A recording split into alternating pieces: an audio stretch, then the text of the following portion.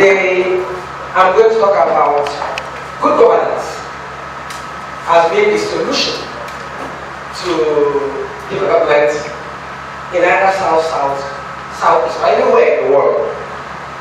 And there is no definition of good governance, not one single consensual definition. But then there is consensus about what the elements of good governance should be. And my thesis today is that the last speaker said civil society is available and ready. And I'm asking, is the political class available and ready? And my argument is that no matter how much we brainstorm here today, no matter what we say here and agree, unless those who are governing us are giving good governance to us, they cannot mobilize anybody to support what they are doing. That's my argument. And again, so many of those who are in power today are not giving good governance. I don't know what the reasons are. I don't know why they're not doing that. I don't know what the problems are about giving even basic good governance for those that are governing. And unless they do that, then we can never line up behind them to do what the last speaker said, because we are not in the same corner. Now, what is good governance? Like I said earlier, there is no one single definition, but there are elements. Talking about rule of law, are you giving it as a governor, or as a president, or as a political leader? Talk about consensus building, equity, inclusiveness, responsiveness, effectiveness. All these are elements of good governance. And as I speak, I'm going to try and illustrate what I mean from what I saw. I'm not a politician. I'm an academic. I'm a professor of mass communication, and I'm teaching in the university. But I worked in government for 8 years. P2B was not perfect. He was human. But I think from all observations we made and working for us, the former secretary to the government is here, who is now aspiring to govern the state. So the government is aspiring to become governor of Anambra State. And as I speak, I'm going to also make sure he's concurring, because if he gets in there, will he be doing what I'm talking about today? But it's the question. How do you, as a government, as a political leader, carry those you are governing now? At times, rarely. I wonder why it takes so long for political leaders to be responsive to the needs of their people. A short while ago, sometime this year, the Onisha road broke down completely. It wasn't a road anymore. And then it was there. Those in power could do it. And they waited until people began to avoid the road completely and go through was it Imo State? Go through Achi, go through Owerri River, to come into Anambra State and continue to Lagos. And then suddenly, we thank God for the governor of Imo State here intervened, and today it's not yet good. At least we are driving there. So why does it take time to respond to the yearnings of the people? And the tragedy in Nigeria, honestly, is that Nigeria is so endowed. That means those in government can steal all they want to steal and still have enough to respond to basic needs of the people. So why is it not happening? Again, consensus building. How do you allow those who are governing to participate in what you are doing? There are so many simple ways to do this. During our own government, P2B was a man whom we thought was too simple, too down to earth. And I think he paid the price for it in some areas. People took him for granted, people thought he wasn't serious. People thought, but those who understood what he was doing were impressed. Then we had 177 communities. I think there are more, I don't know, maybe, I don't know. Okay, I thought there were autonomous communities already. I'm happy that they are not. Then he visited every single community because his slogan was, people do what is inspiring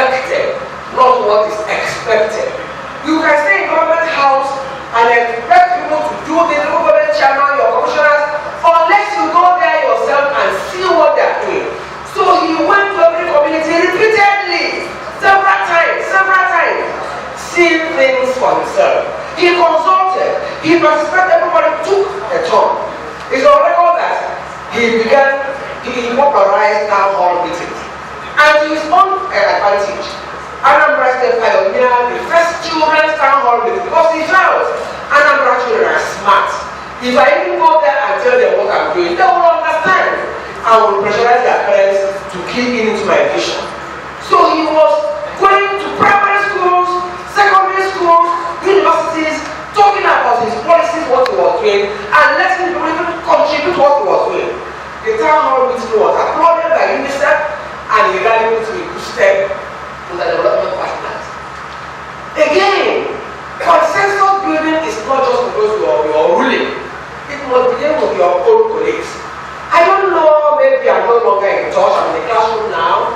How often are governors meeting today in the South-South, in the South-East?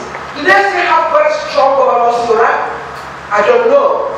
One of you was the government, the South-East governor was chairman of South-East Governors Forum. He got there by accident. It was rotating, but when he did it once, they agreed, please go on, and he was there for the excited or he was there.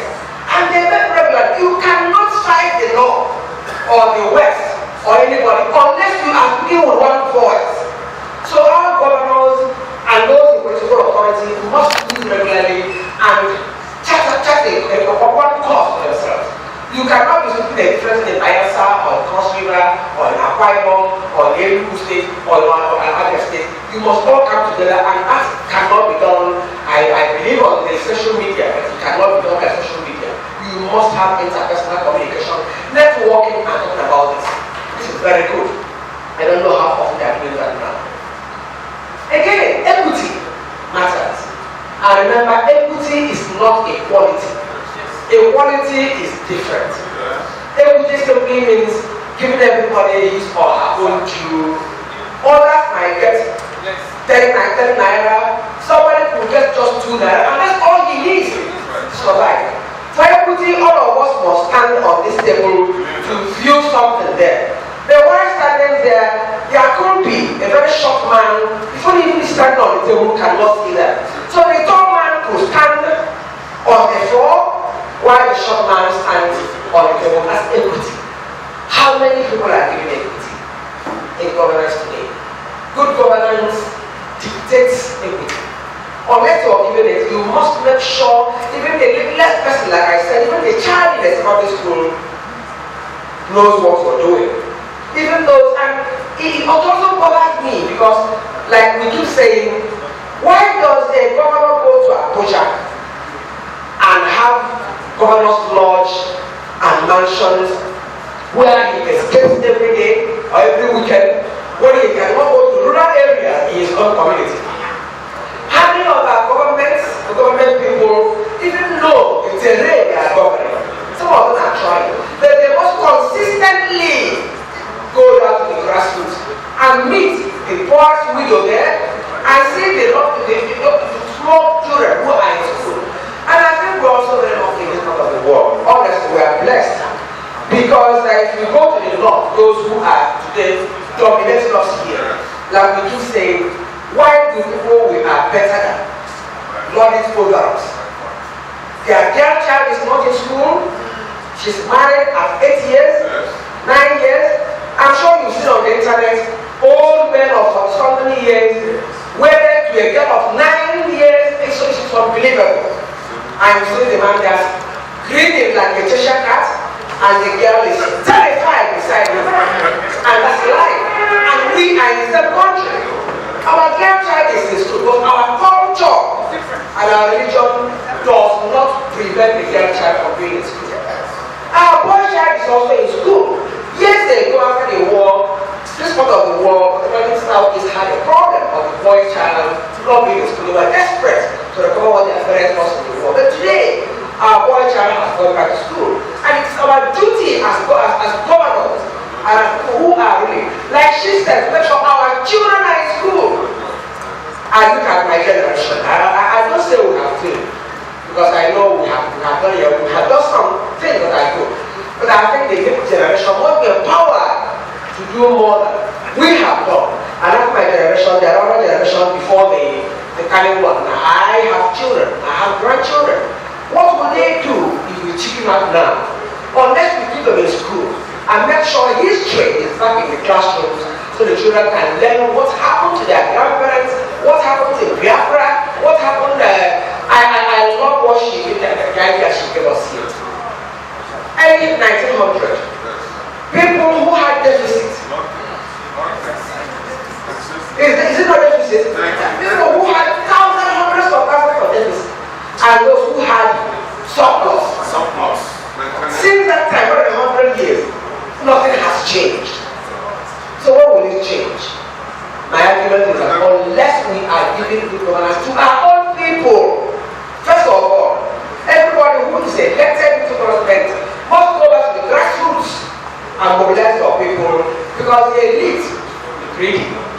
Quite often, those who are aspiring to government, who want to be governors, who want to be senators, House of Reps members, sometimes, or most times, when you dangle the ticket in front of them, they forget everything. They fight for South-South disappears, they fight for consensus disappears, because they are so individualistic, so selfish, so to say. So we must sacrifice self. Unless we have governors, leaders who love their people more than they love themselves. And for me, my own definition of good governance is people who love the people they are governing much more than themselves, and are willing to sacrifice even their own personal comfort to make sure those in their constituencies are doing well. How many people are giving that to Nigeria today? Not too many. Not when they cannot even have maybe 5 private jeeps in their convoy. Do they require more than 5? Who are they carrying in those 5? Yes, there are convoys that are as long as 20 cars. 50 sometimes. 50. Yeah. 20 let their opponents and running off the road. They didn't even repair. Is that the way to give good governance? It is not. They have private. The point is that my governor used to say in those days, it is greed. It is not really needs. If they meet all their needs, there will still be enough to give governance to those who depend on that for that. And unless we appropriate the power, like somebody said earlier, if you cannot vote, if you sell your vote, and many of us are willing to sell the votes. Because many people are there. Imagine the person who left that money in that house. What will he pay for a single vote? If he paid 10,000 naira for each vote, he will still have enough for his children and children's children. So what are we doing? There's too much greed, like people will say every time. There is too much callousness. There's too much insensitivity. There is too much selfishness. People focusing on self instead of focusing on the people who are their constituency. And on that note, let me review again the elements of good governance so that you can give them insights and make sure you're observing those who are in power, those who are there on your behalf. 1, are you participating in government? Are they building consensus? Do they have inclusiveness? Are they including everybody? Are they accountable? What is your money? Where is the money being spent? How much are they taking in security votes? How much are their wives taking? What are they doing with your money? Effectiveness, efficiency, responsiveness, are they responding to your needs? Transparency, is it with a tall order? Equity, and above all, the rule of law. Is the judiciary up and doing? And rule of law, you cannot have democracy and good governance again if there is no free speech. Is the press free? The media, what are you doing? Are you sending all their awards to governors who don't deserve them? It is evident that there are governors in Nigeria today who are winning one of the year for some, one of the year for Banga, one of the year for Silverman, one of the year for and then you go to their states, you cannot find them. Is it not the media? So you get this Guzo and his team, those who are in the media, what are you doing? Social media, traditional media, are you playing your role to enthrone good governance? You might be trying, but I think a lot still needs to be done. So shall we all please shine our eyes make sure we are focusing on the ball while the ball is going and we are taking our eyes.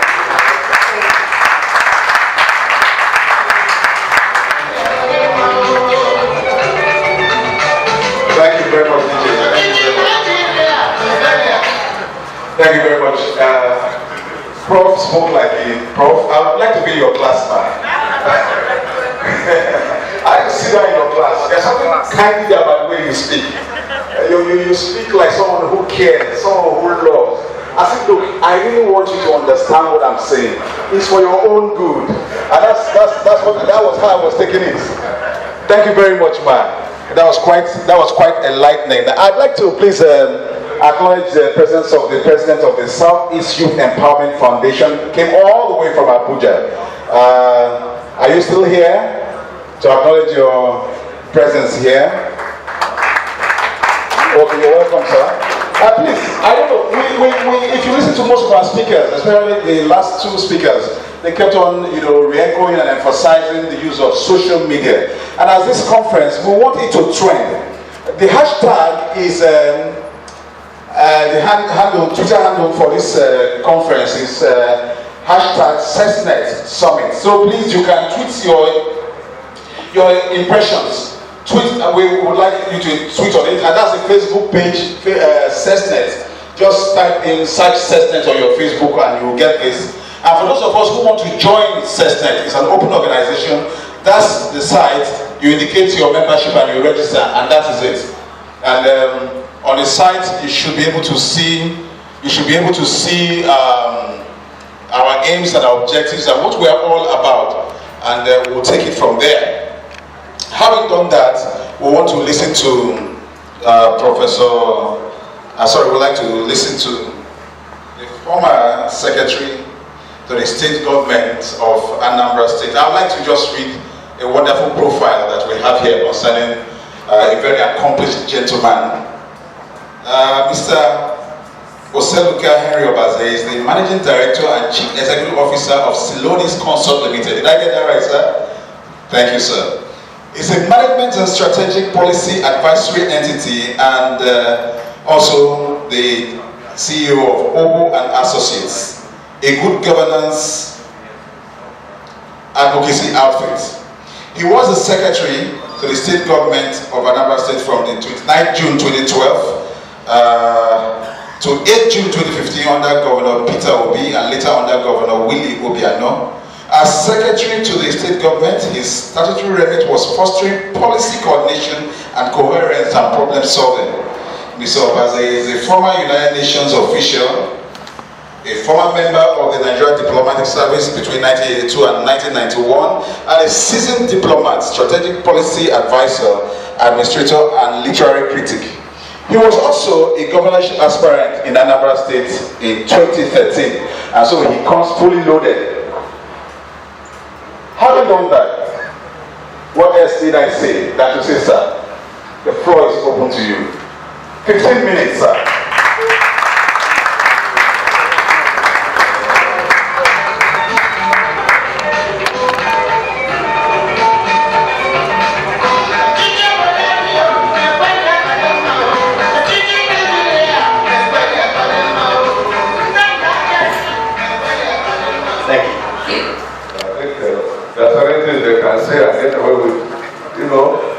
Nobody can send any governor to hell while he's decision.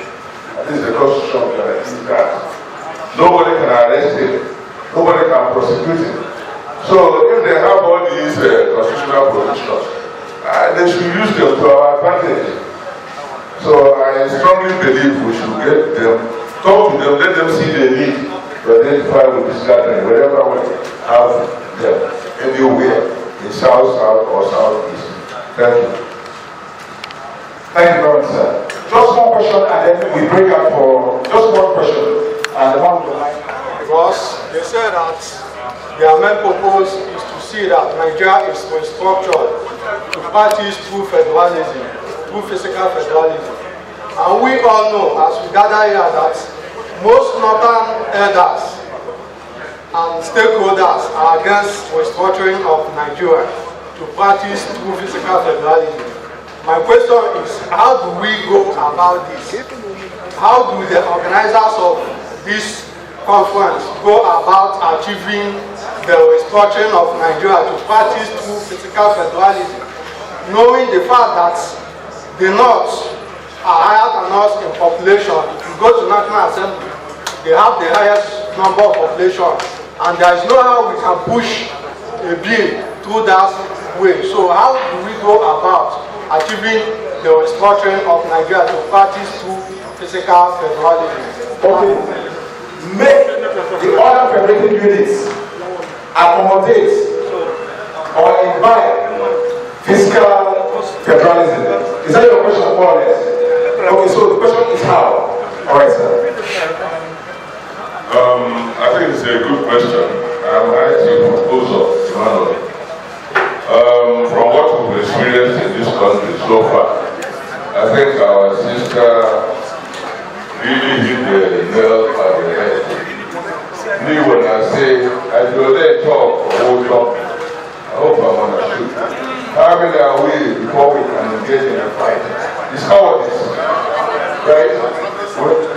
We really have to make up our minds. We have to decide to move and convince that we're going in the right direction before we now begin to consider how many people are joining us or not. By the time you make them know how you feel, I think that will go a long way for them to begin to adjust. Like that Professor Ango mentioned there, somebody mentioned that. I think from the way the man speaks most of the time, you begin to wonder why he should be answering a professor. Yes, because he's so ethnic in his utterances. He doesn't believe any other person exists in this country except himself and those around him. So I think for us, we have to decide and make up our mind and tell such people that this country belongs to all of us. Yes, this country belongs to all of us, and we are all stakeholders. Not until we speak to them and let them know that this is our stand. We're not going anywhere. So the kind of one man can't come up there and tell you that he is born to rule, and you answer one Nigeria. I think it's very wrong. So don't be discouraged. Muster the courage and the will and the spirit to speak out and tell them how you feel. Then if they say you are not the way you are feeling should not be tolerated, you tell them we shouldn't belong to the same place with them. Everything must come. We don't need to run away from it.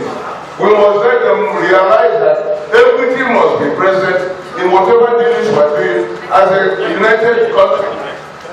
For a long time, sir. Yes, I knew you with Vanguard. For me, you are Mr. Vanguard. So please, without taking much of your time, let's hear Mr. King. Thank you.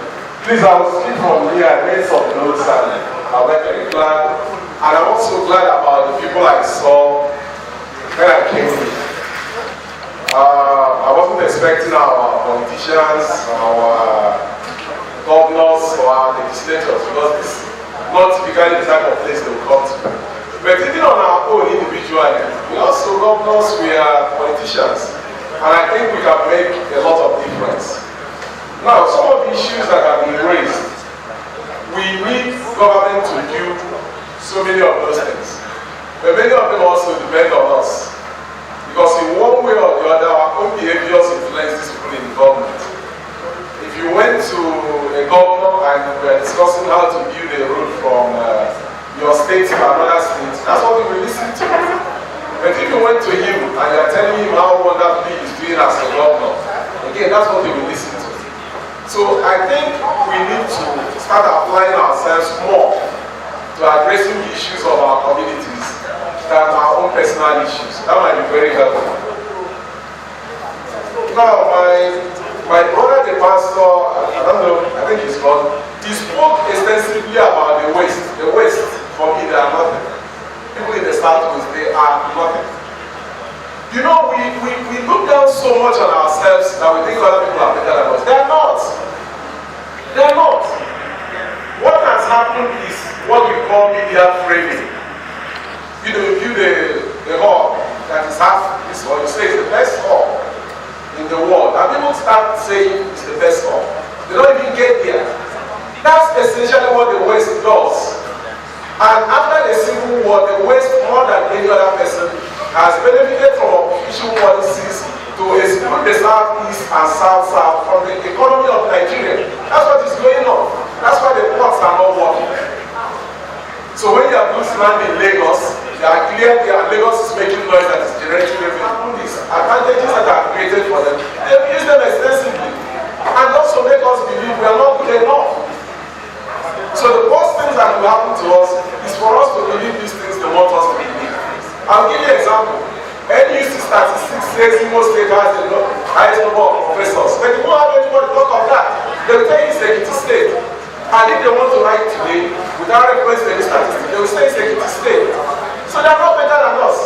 Look at the marks they give for someone from Anambra to get into federal government colleges. Yeah, they will tell you people in Anambra don't go to school. Then you give the best of 139. Or is to get into secondary school, federal secondary school.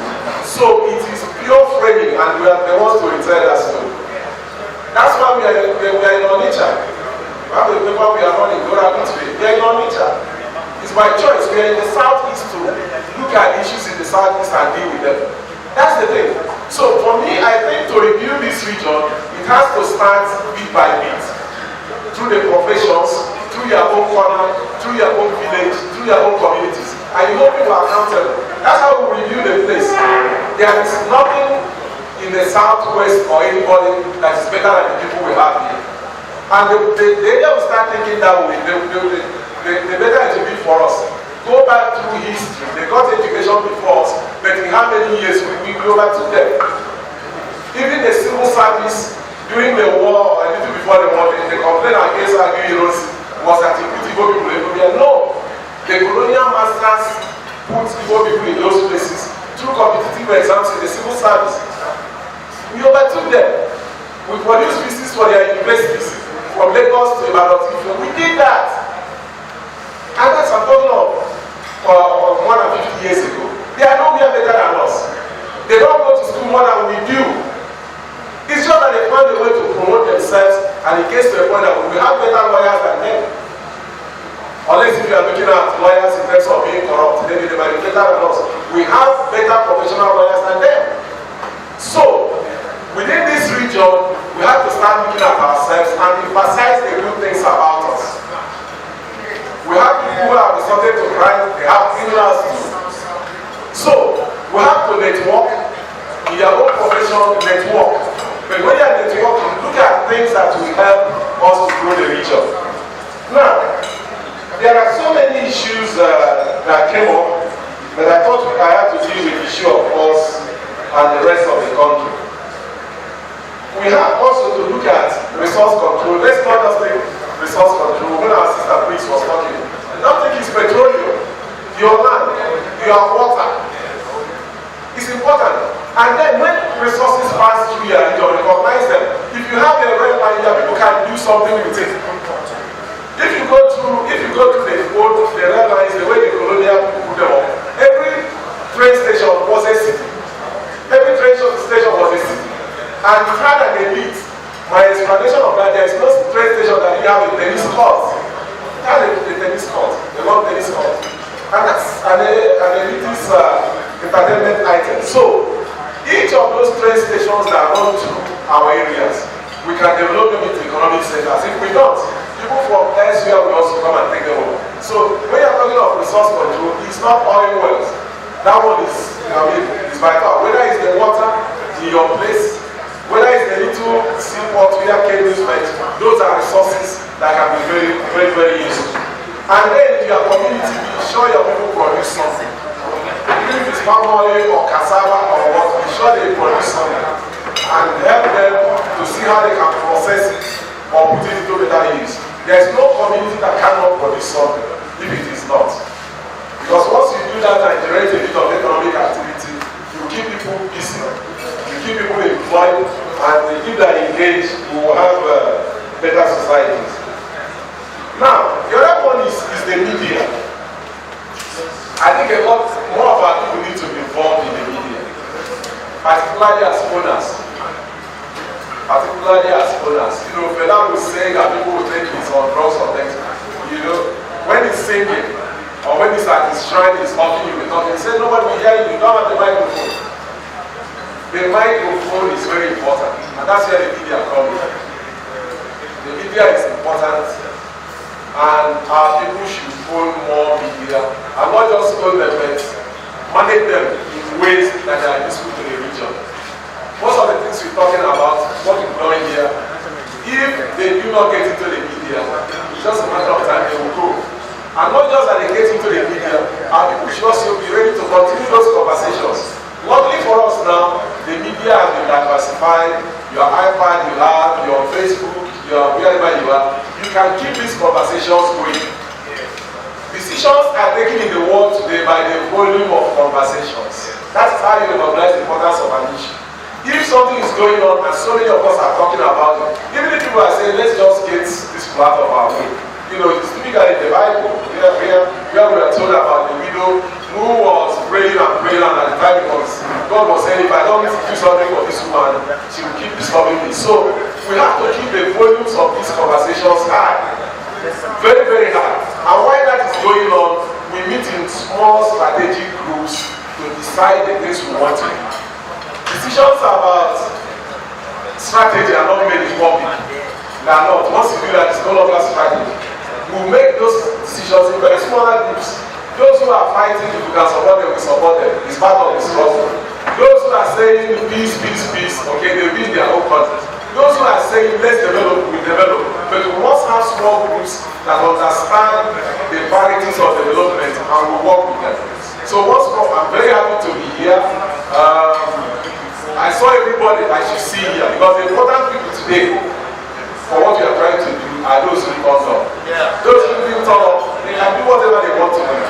But if you take Christianity as a religion, one man, Jesus Christ, 12 disciples, or 11 and a half, depending on how you count Judas. And at the end of the day, see where all of us are today because of the impact they made. So it depends on us individually to do something. I know what I want to do, and if you want to come to us or do this with us, let's go on. Which is why we came here. We are in the South-East South-South because we want to develop this region. This region was planned from the beginning. All the way from Karachi for 70 down to Port Harcourt to the ports. And in between so many other industries, it was planned. It wasn't a mistake. And industries were cited where they were best. Golden Guinea, Umai has one of the best water sources in the region. That's why the media is there. It's not because Owerri is from Umai or what. So we had a region that was developed. What is still left now is for us and all the states to start working together once more and develop that region. The resources are there, the schools are there, the intellectual power is there. But we shouldn't allow anybody to put us down. That's what they are succeeding with. Oh, you are traders, you are this, you are militants.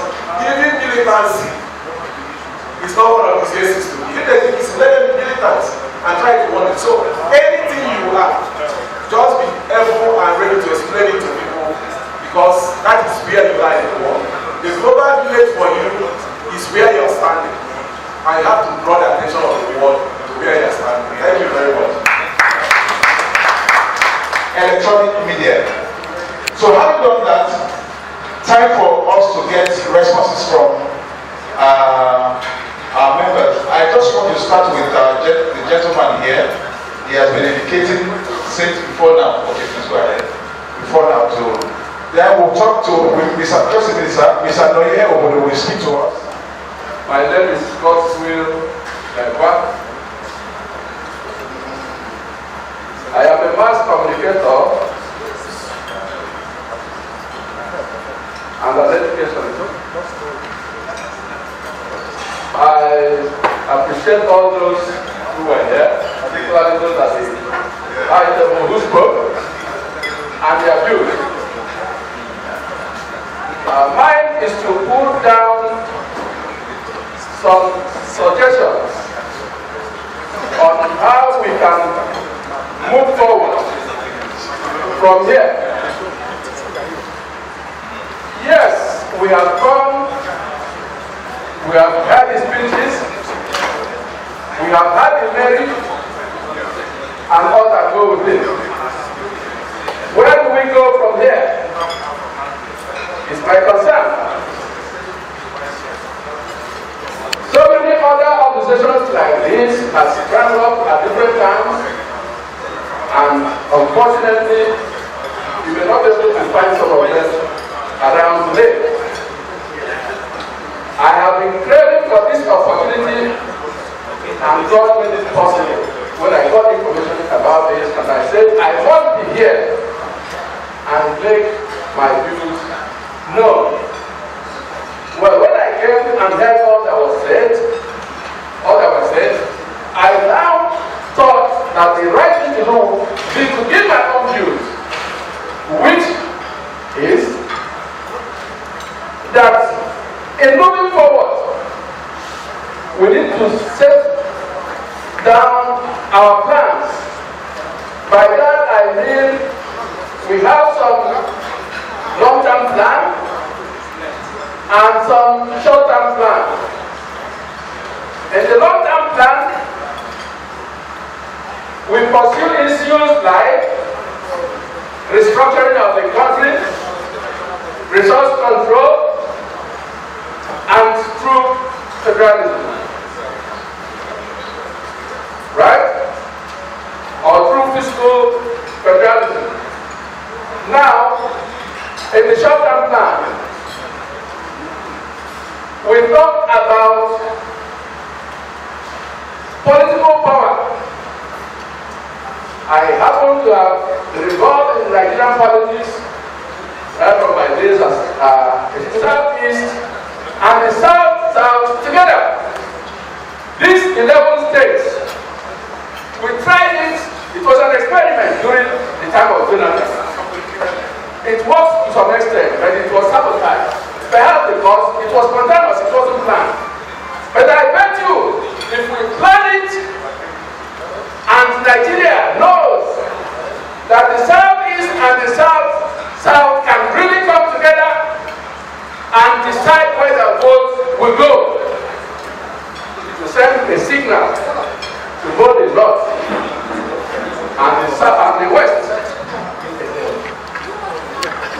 If you really are fundamental about the religion, about the people lands, about yourself, sentimental I mean, I'm not listening to me.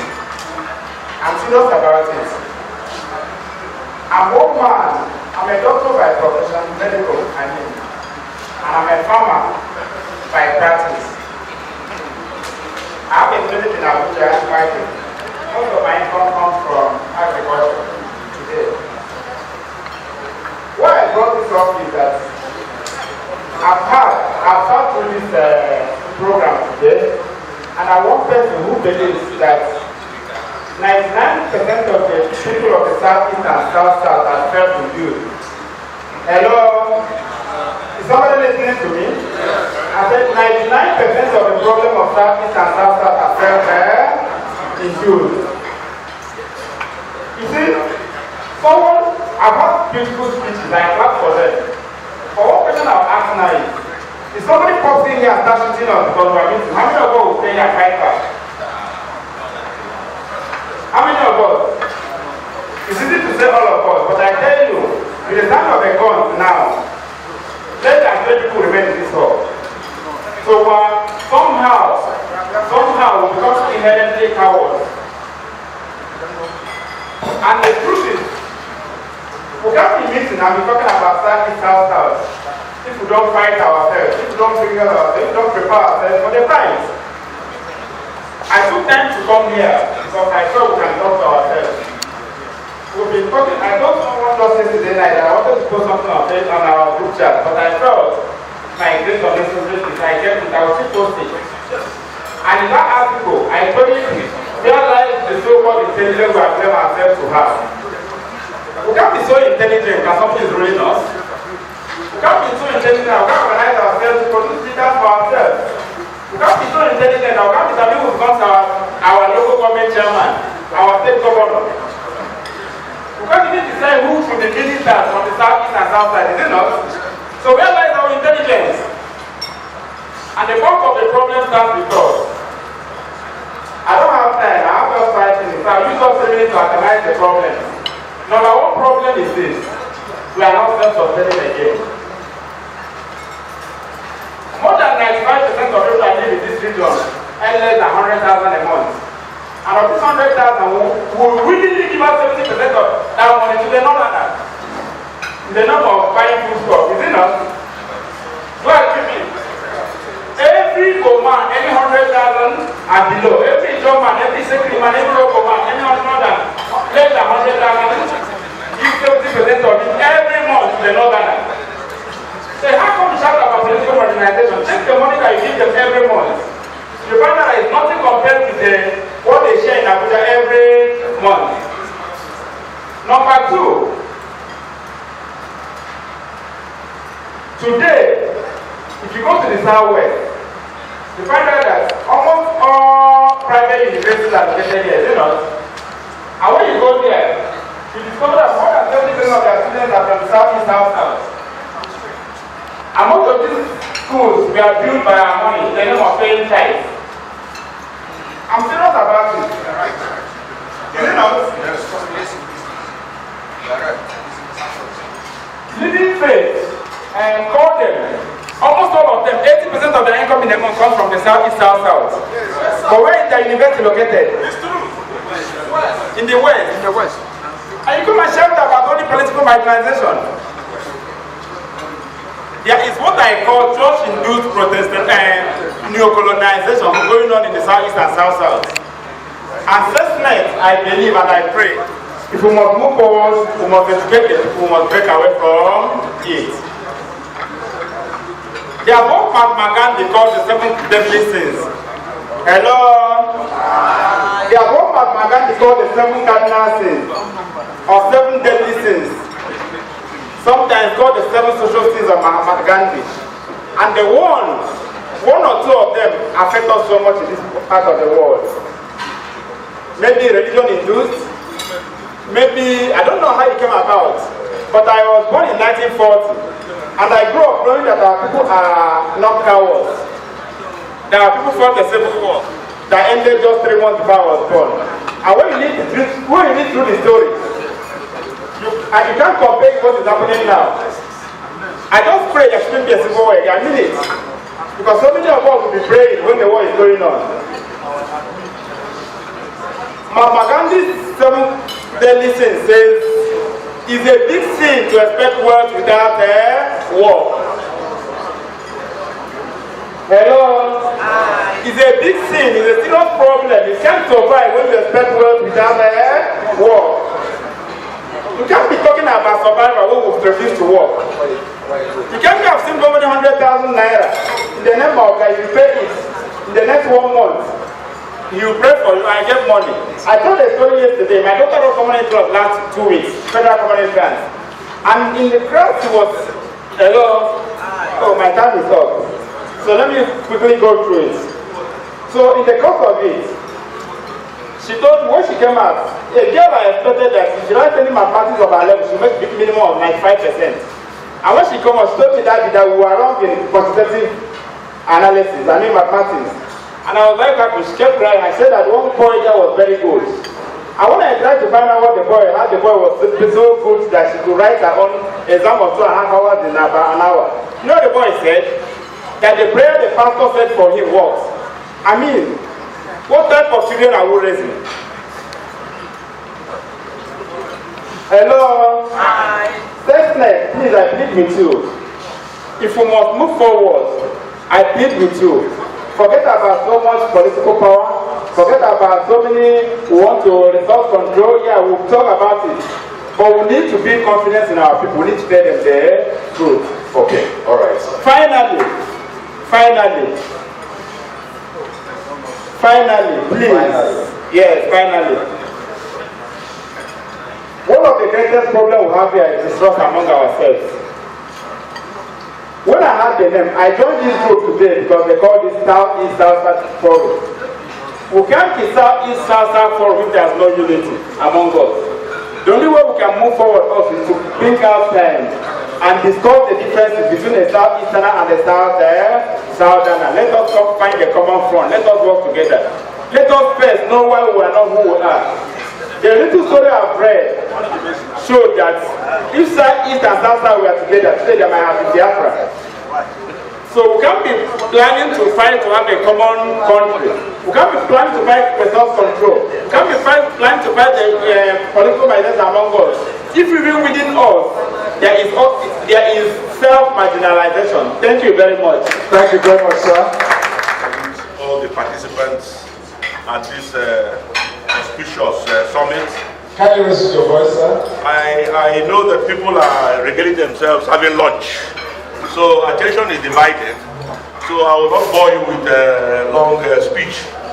Let me just drop some kernel points that may be germane to what we're doing today.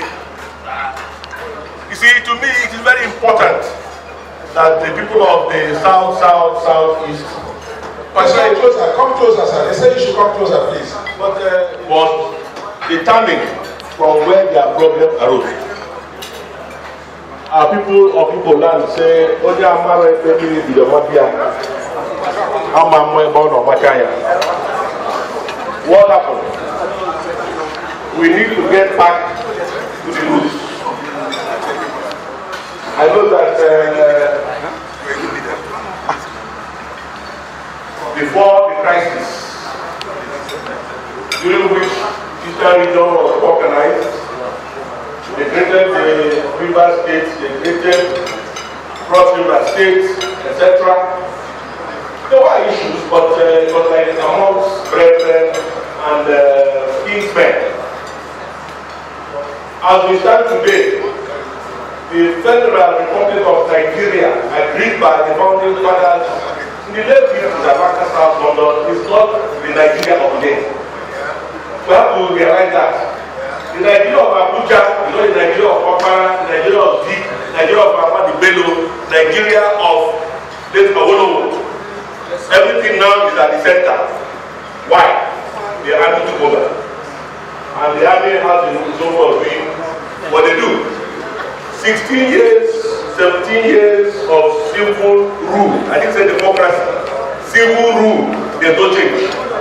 And that is why if you go down, I wish Miss Briggs was around. If you go to the ponds, the oil ponds of the Niger Delta, it's the emirs and the northerners that are controlling it.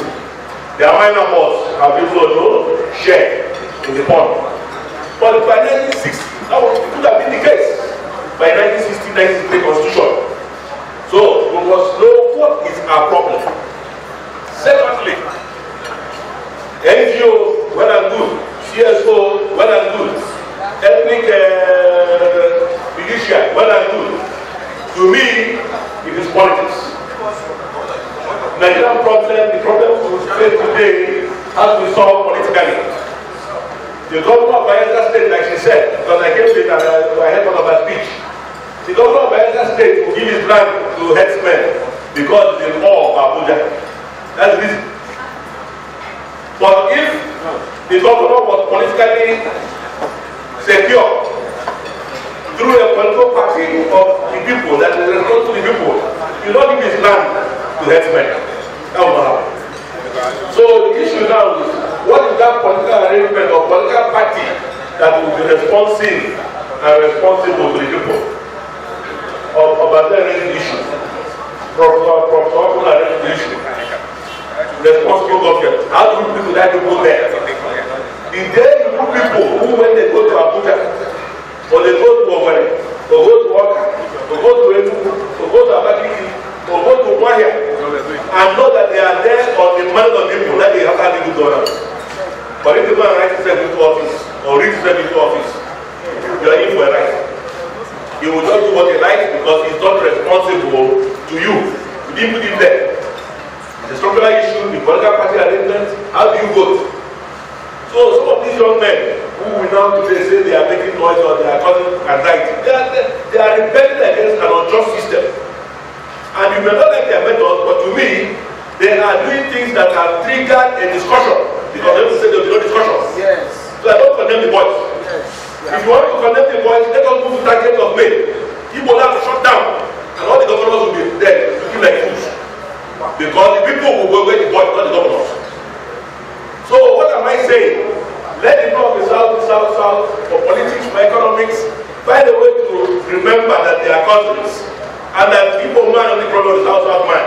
The problem is from where? Up north. And thank you. Thank you very much. Thank you very much. Thank you very much, sir. Thank you. To push and make Nigeria greater and better. I'm not here to sum up what we have done. But having gone this far, I want to invite Mr. Canada Abderi. I hope I got that name right, sir. I have not admitted it. So I want to invite him over here to give us closing remarks and a vote of thanks. And then you can keep on chewing to your content. Please, Mr. Canada. Since the speakers have finished, so many remarks, so I'll just go straight to the vote of thanks. Well, first of all, I want to thank the organizers for coming up with such a laudable idea, for bringing us together. The leader of the group is Daniel. Yeah, the leader of the group. Yeah, the leader of the network. Okay, there's no leader yet. So please, can we give the South-East South-South Network a round of applause?